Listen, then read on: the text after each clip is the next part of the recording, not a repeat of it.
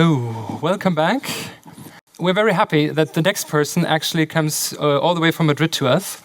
And her name is really Christine Vallaure. She told me it looks Spanish and it's not pronounced wrongly if I say Vallaure in a very German way, right? But she still lives in Spain. Yesterday, I think she was still in Hamburg, I saw, right? So you're really on your way. And we're very happy that she stopped to talk to us for the second time running, actually. Last year you were here as well.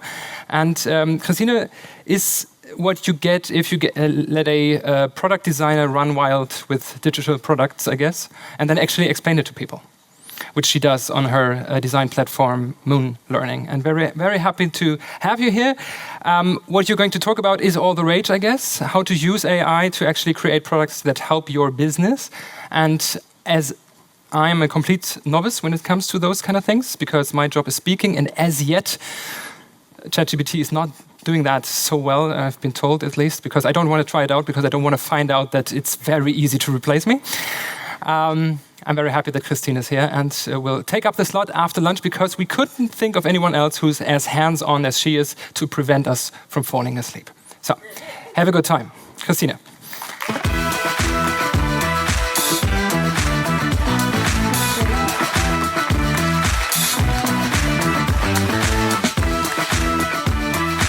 Thank you so much. Let me just check if I have some slides. Here's some slides. No. Let me check. First of all, I want to say thank you so much for coming because I know there's pizza and I feel very loved when you choose me over pizza. So that's really great. And now we even have slides, okay, so we can get going. So I was here last year, different venue, but this is me, and I had a really great time, and thank you so much for all your kind feedback. I guess this is why I am back today. I was talking last year about building products solo, so I was showing you my little process on my little desk, how I do all of that stuff by myself, and I got lots of lovely emails from you, and you told me that you feel very inspired. Now, this time I came back, and I really do not want you to feel inspired at all. If you feel faintly inspired, I mean, I don't want to say leave the room, that's irritating, but maybe just tap your ears if you feel inspired. I don't want you to be inspired for the reason that, even though it's very good for my ego when you send me these mails, you should keep doing that, I want you to get into the making. I want you to get building.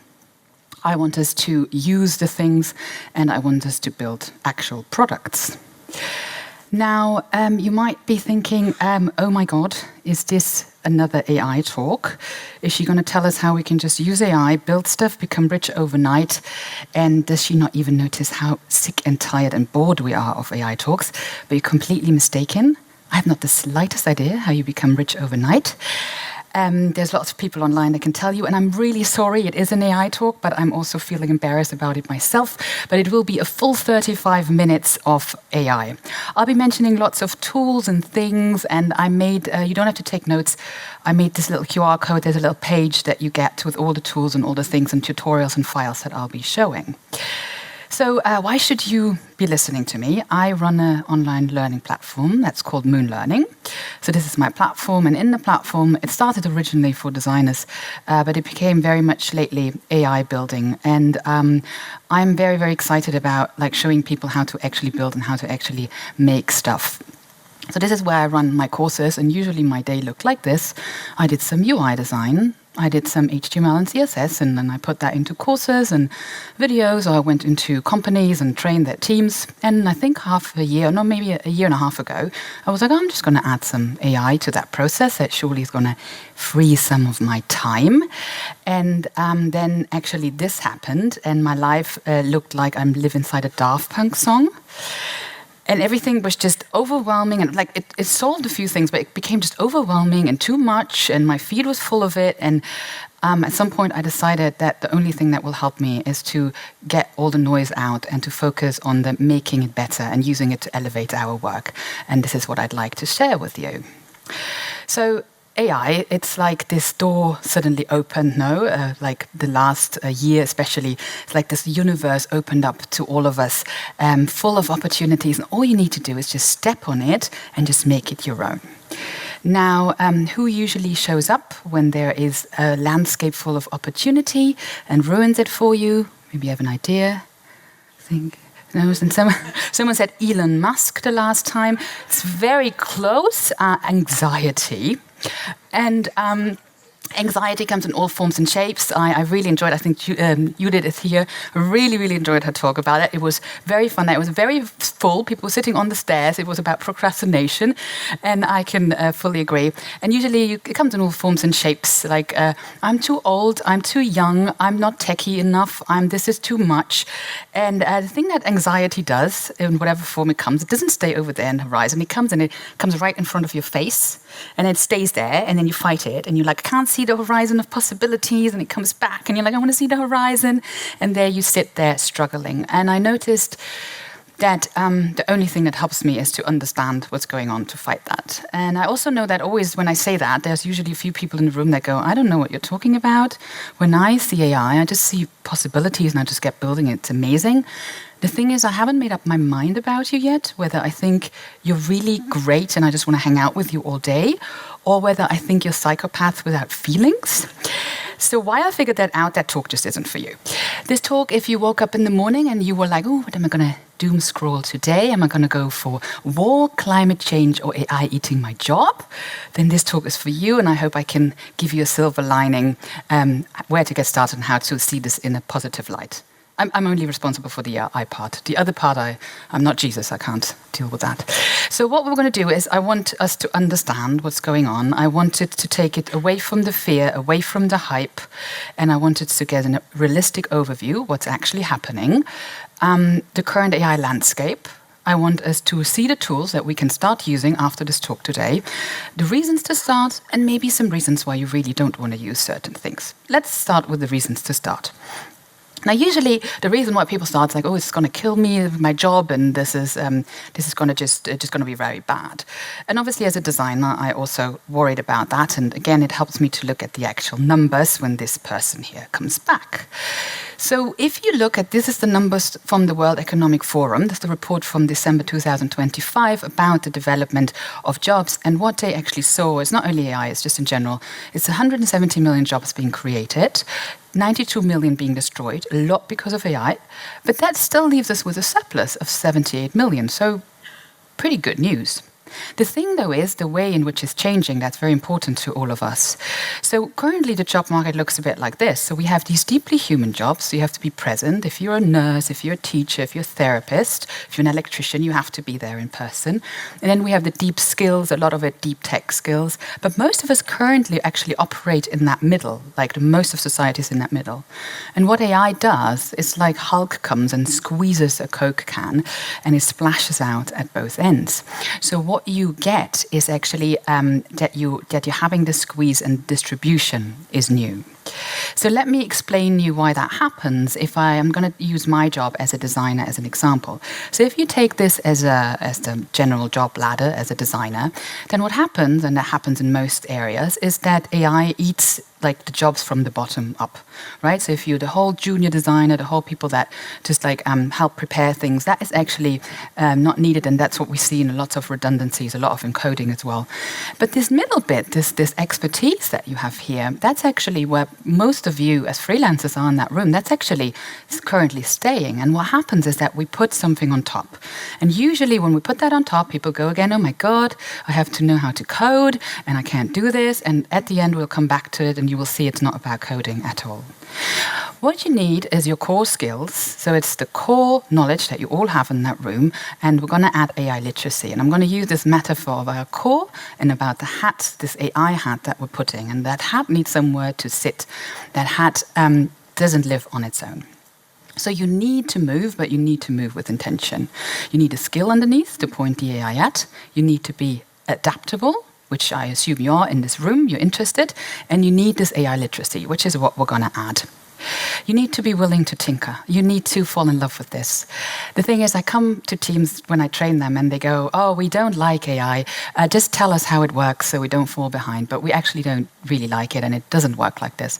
It's a bit like if you learn a new language. So I had French in school for 7 years, and there was no love at all. So it stopped at "à tour est un perroquet."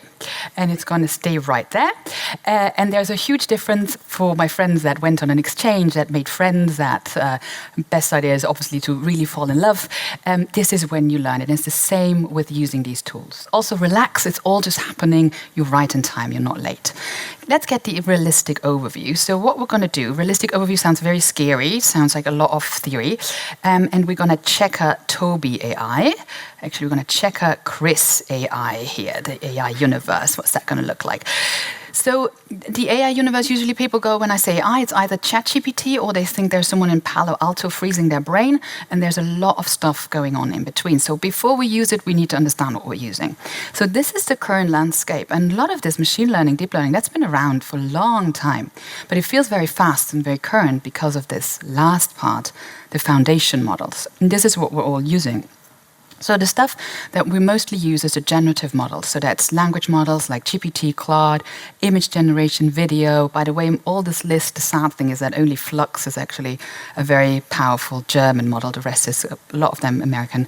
And this is what we use. This is where we can operate, and this is what we see. When we say AI, usually we think of that. But it's really not a small part. It's the loudest and most important part currently, but it's not the biggest. What also happens to understand, especially if you're saying, oh, we should just get rid of it, we should just ban it, it's all bad. Well, on these same foundation models, on that same principles, we run science and specialized models. So this is where we really understand things. And most of us are never in touch with them, but they're incredibly important.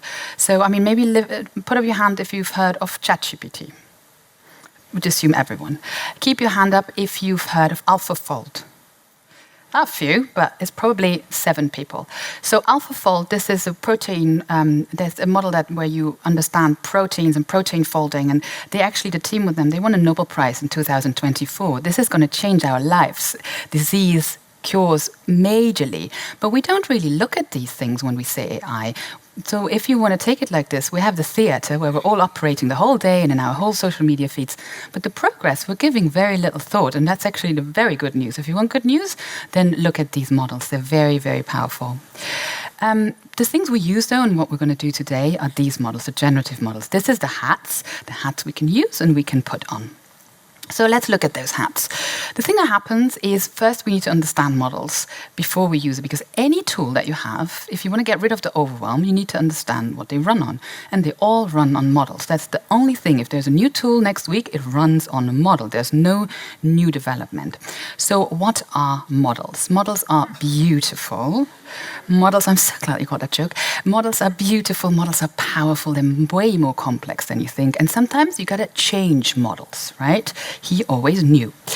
So we're looking at these ones. We're focusing on the LLMs, actually. So these are the ones that you probably use, the large language models. They're trained on huge amounts of data, text, code, also lots of lawsuits because nobody allowed them actually to train on that. And it's very important to understand that there is a company, then there is a model, and then there is a tool. The company usually has an agenda, and then what we use, however, the powerful thing, that's the model. So the ChatGPT, that's not your model. That's just the hat that you're putting on. So you have the model is the brain, and then you're having these little hats that you put on. So you can put on the ChatGPT, or you can in Claude. Then again, you have like Haiku, Sonnet, beautiful naming, by the way, completely irrelevant, but I love it. And then you have different tools and things, but it's always the same principle. And they built their own tools on there. So OpenAI builds ChatGPT and Codex, but also other tools like Lovable. They just build on those models. Even if you build own things, they all fall back to these same models. There's nothing big new happening. So this is the hats that we're using. And a lot of the time, especially if you're on social media, there are just hats everywhere. And everybody has a new hat and a faster hat and a bigger hat and a flashier hat. And you're just trying to keep up with the hats. And you forget about the core. And then that one comes back. Because the thing is that you should only wear the hats you need, and you need to understand the hats. So I'm going to tell you about the hats when we go into building. So let's talk about building. And Christine, wait, do you have a favorite model? Yeah, I do. And I mean, I have no time to talk about it, but now that you asked, it would be rude if I don't answer it. So I love Claude, their philosophy and everything. I write super long articles about all of that. So I put that in the material if you're interested. I'm a huge fan of constitutional training. If you want to strike a small talk conversation with me, that's a good good topic. I don't like talking about the weather so much. Put some essays of Dario Amodeian, best reading I've had all year. Absolutely amazing. So just rushing through. If you want to discuss that, also up for it. There are different thoughts on why we use one or the other. Not part of this talk. I'm very happy to chat about that. So we want to talk about tools, and I want you to get started. So what we're doing is, this is not a strong definition of how it works. It's just more I'm trying to sort of orient us a little bit in this landscape. This is how I see it, that I think there are 3 pillars. There is the vibe coding. There is the, which I call pair coding or pair working. It's not an official term. And then there is obviously the big one of agentic. And I want to give you a quick peek into all of that to start building. So I'm obviously going to look at this. I'm a designer. I'm going to look at this from a design point of view. But you're going to find that you can turn this into what you need. So let's look at the vibing first. So vibe coding, these are the general tools. So that's Lovable, Bold, Replit, you can use it, they all work the same way. So what they do is basically you type in, you talk to them, and they build everything for you. They build the front end and the back end. For those of you who don't know, the front end is what you see, and the back end is all the logic, the databases, and all of that stuff that was very hard to make. Lovable builds all of that. So let's have a look how that works. So yeah, that's a hack for anyone. You can, after this talk, go out, open Lovable, and just start building. Let's vibe code something. You might say I'm a little critical about it as well. So here's an example for us freelancers. You get these random emails, of people asking you for quotes, and then you're like, oh, I need this whole list of things before I can discuss it. And so this is a tool I made for a friend of mine. You literally just put these messy emails in here. You give this your client. You can work with your client on it. And then they get a list. So this is for designers. You can customize it to anything. And then they get all the things you need, the deliverables. They get a standard brief, and they can fully customize it. So you can go through it, and then they can download the PDF. And then this way you can even connect it and then make an automated quote. And this way you're saving yourself a lot of back and forth and telling them what you need to know to actually give them a solid opinion. So how do we build this? Well, first of all, you simply describe what you want to have. So I'm using this example. We want this little brief generator. Again, it's for designers. You could do this for anything. You open Lovable. It looks like this, and you paste in your whatever you want to build. You can discuss it, and then Lovable will build this for you. I was speeding it up. The annoying part is actually it takes a long time to generate in the background. And you get this. You really get this out of one prompt. I usually make the first prompt longer, but just to demo this, you really get this stuff out. Because the thing is, it pulls in something called Tailwind, and it just builds with it. So it does the design and everything for you. And now the thing is, it's not clickable yet. So I want to now go and I want to iterate on this. I want to change this. And I just simply talk to it because it's based on an LLM, as we saw. So I go in my chat box. I have a little chat box here. And then I just tell it, I want that text, I want it to be editable, right? And then it does that. That takes longer. I'm speeding that up. And now our clients can add things, can remove things, and we can work on that. So you just talk to it what you need. Now I say, I want to log in. I don't want this to be public. So just make a sign up and use UX UI best practice. And then you can see now it generates it. It put a little sign up. And all of this, when you click it, you will see it opens. And it does have everything in there because it knows what it's an LLM. It knows that a sign up needs an email and a password and a recover password. So it's setting up all of that for you because it has all of that knowledge when you understand that they're all based on models. This is why they work. Now, if you want to publish it, very easy. There's a publish button. You click on the publish button, and then it's live. And you can also connect it with your own domain. So either you get the free domain from them or you have your own one. The thing is, though, why it works, it has all of that stuff underneath, so all that database wiring up. It comes with something called Superbase.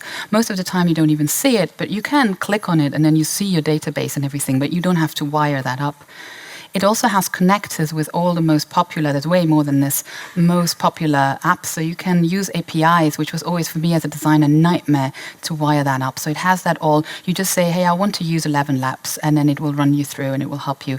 And you can use all of them and it and things like that. You can just connect it to the stuff that you're building. So here's some examples of what I built. I use it a lot for fun stuff. So I wanted to do an alpine crossing, and I found it so annoying to match the tracks with the providers. So I just talk. First, I always just talk to Lovable, and I'm like, I tell it the problem, like, this is annoying, what can I do?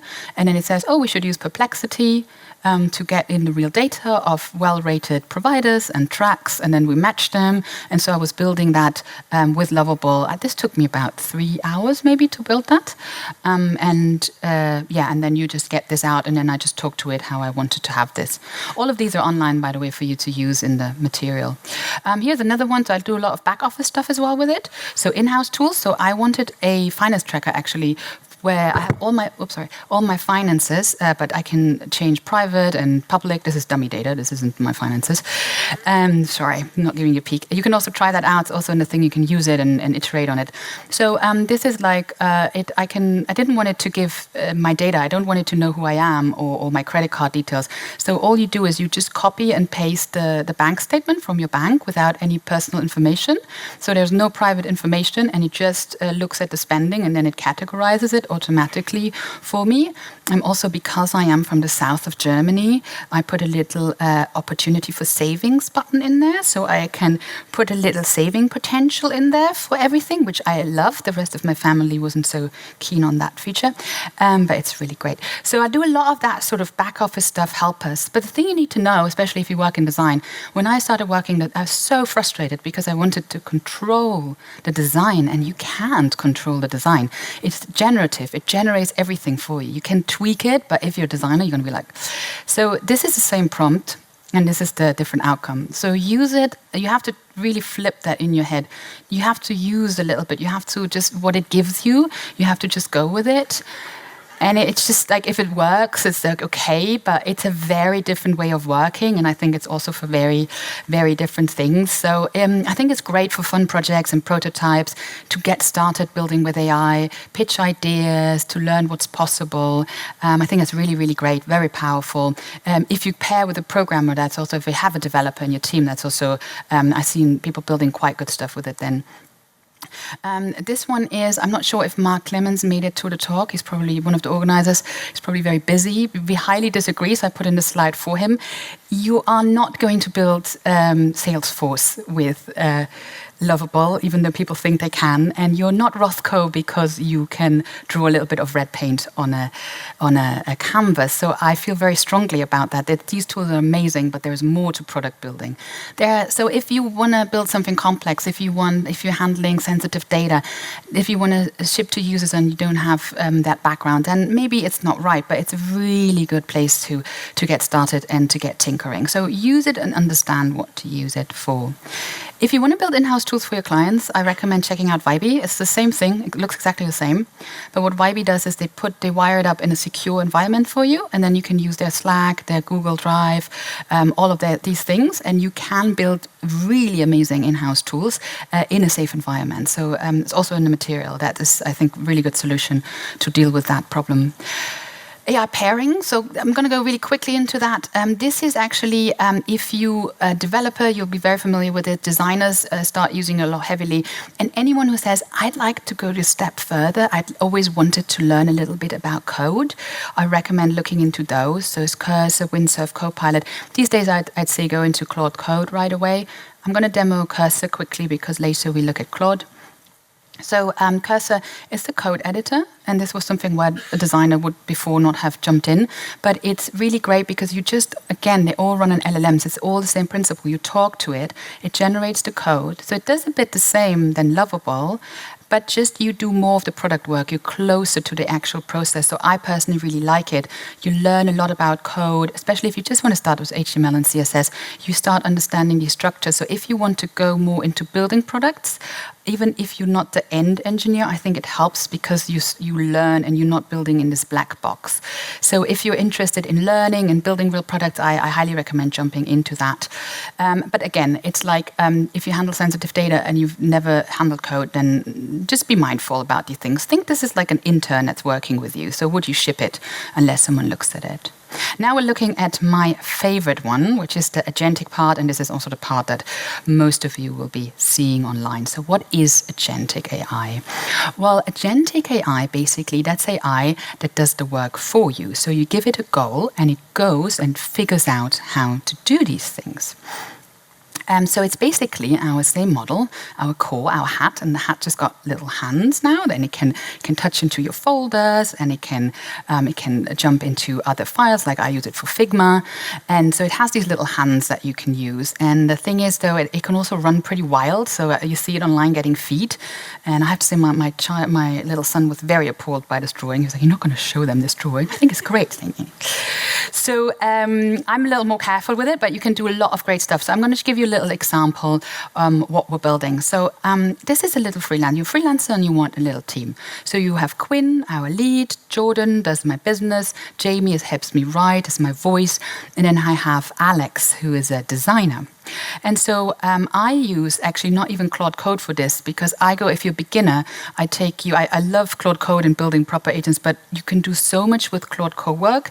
If you're a beginner, you can build amazing stuff. So I use that to start with. And so it looks like this. You just have your chat interface. So you have, you say, "Hey team," when you open a chat, and then there's a team, and they're all there, and they all know what they're doing. And so here's an example, what I can do with a team. I'll show you in a minute how I built it. So let's say I'm getting this email, and we had a call, and they're like, "Can we have a call?" And we're having this thing. And so it is a bit like as if you had, again, an intern or an assistant who goes through your things and prepares them for you. I don't give it access to my email. I just copy stuff in. So I just copy it in. I say, "I got this mail. Can you just help me a first thought on all of this thing?" Now it knows my rates, my business, my scope, and then it goes in and it just looks through this email. And so you can see it pulls in some extra information it needs. And then there's Jordan who looks at that. And then Jordan gives me an opinion about whether that makes sense, what I should consider, and already drafts an email. I don't let it send automated emails. I, however, now have a thought, I have an email, and then from there I add my human touch and my experience, and you can see it automatically pulls in everything you need. With these, with Claude, with these mini agents, or even also in Claude Code, you can go into other programs. So you're not limited to living in Claude and some files. So you use something called an MCP, and think of that like a USB-C cable that now connects everywhere. Before we had to wire this up, it was very complex. Now you just plug it in. So I don't want it. Claude, these agents, they could generate websites for me easily, but I want to control the design. I'm the designer. I don't want something generative in design. So I connected with my Figma. I design the whole product the way I want it. I need the details. I have the love to the detail. Then I just tell Claude, look at my Figma file. It's connected with an MCP. And then it sees my Figma file. And then I say, hey, just build this page or this component. You can, if you're working in design systems, that's a big topic. And it just built this. And it understands tokens. It understands classes. So if you're a designer, this is really great because you're actually not building this generative stuff that looks pretty bad, to be honest. How does it work? Well, you have a file. You only connect that file. It lives locally on your computer. You connect this file. And it looks like this. And you have something called ClaudeMD. So whenever you have a ClaudeMD, if that's in your chat, it reads that automatically. And then you put information in, and it's like the chat wakes up and has an identity. So you connect the chat. The file looks like this, and now you might be like, "Ooh, no, that's code." Well, it's not really. It's a Markdown file. So yeah, it opens in a code editor, and it has a few special asterisks and things. But you can open it in just a text file, and it just looks like this. It's literally just a file describing what I want to do. And the reason why this works is because it's based, again, on a model. So if you understand the model, you're like, oh, it's trained on a model. It understands code. I tell it you're a team lead, you're a writer, you write HTML. It understands what that is because it has all the context. And this is where you can download this team, by the way, that I'm showing. I'm also doing a workshop right after and building the whole thing with you. There's still... We had no more spaces, but now we have a bigger room. So all of you, if you want to come, we built that whole team once. There is, on that thing, there is some ways on how to install it, if you have it, to get you started. But quick intro, so you basically go into co-work in your Claude, and then all you do is you connect that folder that I gave you that already has a team set up for you. And then you just go in that chat box as you would in a normal chat, and then you say, "Hey team," and then your team wakes up, and then you just tells you who it is, and you can start discussing with it everything. So some examples what people built with this. So a lot of the first thing is that people use it for their newsletter to build a really simple workflow. So they have, for example, a researcher. You can schedule tasks with co-work as well. So it runs looped automated tasks every week. It looks in the internet or special newsletters for your topic. Then you pass that to a writer. You can add skills and all of that. We'll do that in the workshop if you're interested. And then that writer writes you like a little paper, can store that on your Google Drive or send you an email, whatever you want. And you're the person that curates that in the end. So this is, actually, I put this in because I love this. Yesterday I did a workshop with actually the faculty staff of a university in Hamburg. They wanted to learn about this. And this was so amazing. I showed them all of this. I did a little workshop with them that you're going to have. And I showed them agents. And I thought, oh, let's use those agents for correcting your papers or the things that I thought they need. And again, they brought their core. I just showed them the hats. And then there was one, she is in the psychology department. And she said, we have to practice therapy, and then one student is the patient and one is the therapist, and it's so hard for them to be a patient because they don't know what, they don't have anxiety or something, so they have to think of how that person would act. Can't we use agents for that? And I was like, completely. We built that in a few minutes from our existing agents, and she just told it like with voice command what she needed, what her problem was. And so now we have these little patients, and LLMs are amazing at understanding a pattern of a health issue. They're really good at this. So now we have these like synthetic patients, and her students, they can chat with it. We can now wire it up with voice, so they can even have talk to them with their voice. And then she can see how they interact. And the important part is her core of knowing psychology, knowing therapy. And this is, however, practice. You don't use it on a real patient, but it's really great to practice these sessions. I thought that was so inspiring actually to see her building that. So I really feel strongly about these tools are to elevate your work, not to replace your work. They become good when you bring the skill and you put the hat on. So I use them, for example, I need to add. I'm very bad at advertising my stuff. You should all buy my book, I'm supposed to. So I wrote this book. That's why I demoed last year, and it's very hard to keep maintaining a book that's about building. And this is how I started. And this is what I mean. You have to fall in love with it. You need to do it around something that you care. So I built this little agent team.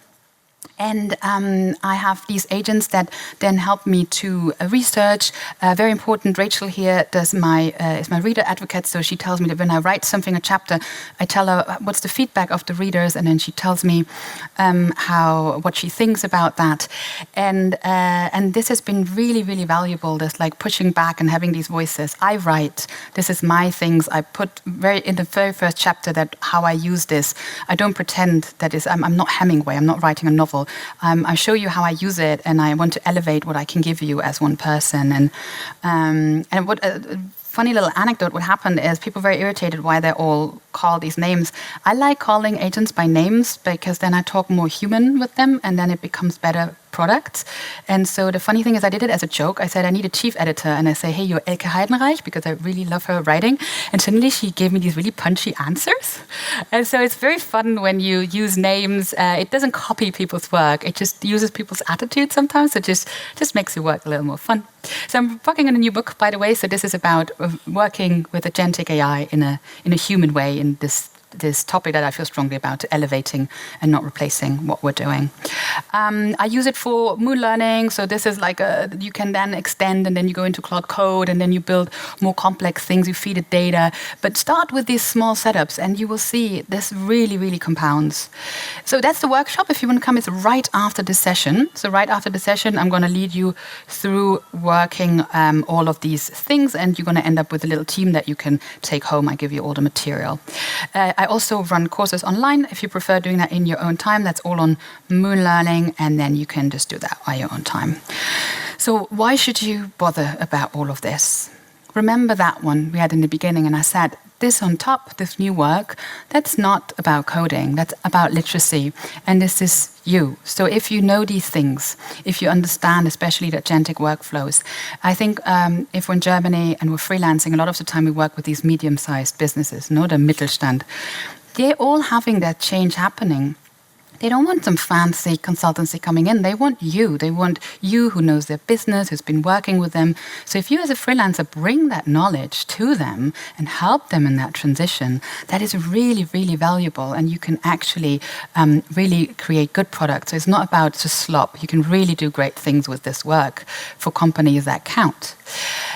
So it's really about having your core skills and adding that literacy on top.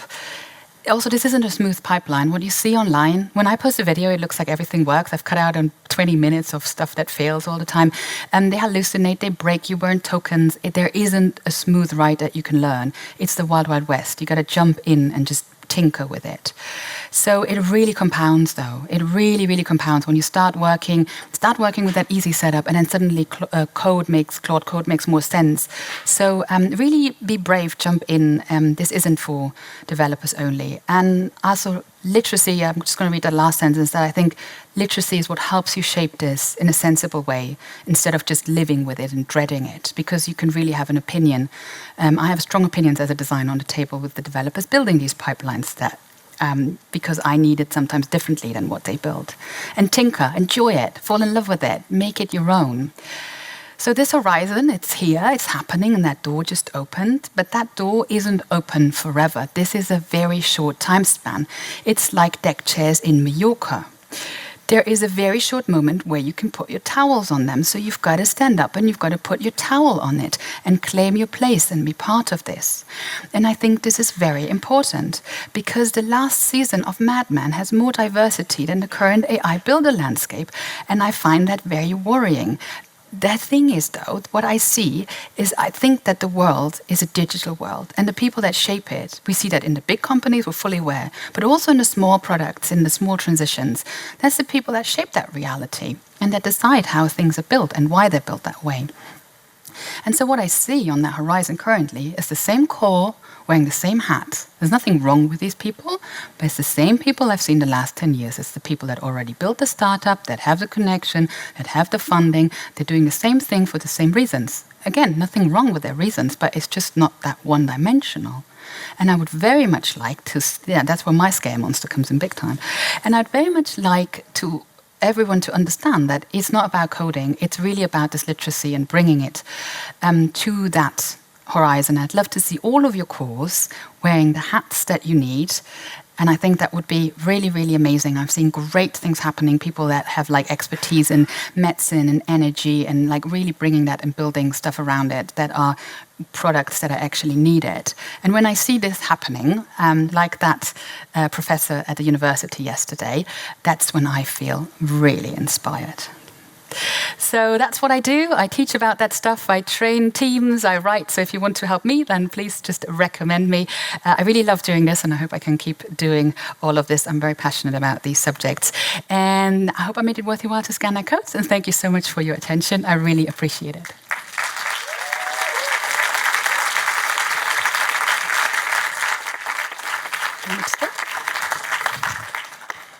Thank you so much. You took up all of the time. We have like 30 seconds. 30 seconds left. You have to all come to my workshop. Exactly. So I think it was worth taking up all the time to listen to you. So it's fine. Keep your heads in your head. Write to Christina or just come to your workshop because you will basically just leave in order to pop up there. Thank you so much. There's so much to go into this. There's so much work to put in, I think, for lots of us who were listening to you and thinking, I have thought about this, but I really thought this is all about coding, and you made this very clear it is not. So thank you very much for putting it in a way that is understandable to laymen such as myself. So thank you, Christina. We'll have like 5 minutes turnover, and then Christian will fill up the toolbox that you basically opened now for the consultant stack in 2026. So see you in a minute. Thank you very much. Thank you so much.